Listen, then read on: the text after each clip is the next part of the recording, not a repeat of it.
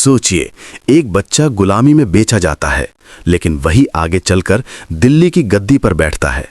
इतिहास में ऐसा बहुत कम हुआ है और इस कहानी का नाम है कुतुबुद्दीन ऐबक। 12वीं सदी का दौर, मध्य एशिया में जन्मा एक लड़का हालात की मार से गुलाम बन जाता है। उसे खरीदा जाता है, बेचा जाता है, लेकिन किस्मत उसे इतिहास के पन्नों में अमर कर देती है। वो मोहम्मद गोरी का खास गुलाम और भरोसेमंद सेनापति बना। अपनी बहादुरी और समझदारी से उसने भारत में कई अहम लड़ाइयां लड़ी और गोरी का विश्वास जीता। 1192 की तराइन की लड़ाई के बाद ऐबक को भारत का गवर्नर बनाया गया।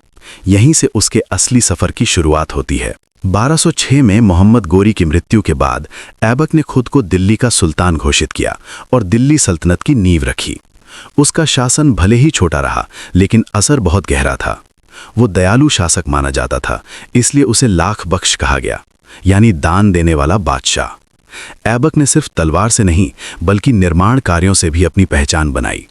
कुतुब मीनार और कुव्वतुल इस्लाम मस्जिद का निर्माण उसी के समय शुरू हुआ, जो आज भी उसके दौर की ताकत दिखाते हैं। लेकिन 1210 में चौगान खेलते समय घोड़े से गिरकर उसकी मृत्यु हो गई।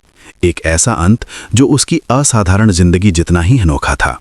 गुलाम से सुल्तान तक का ये सफर हमें सिखाता है कि इतिहास में महान बनने के लिए ऊंचा जन्म नहीं, बल्कि साहस, मेहनत और मौके को पहचानने की ताकत।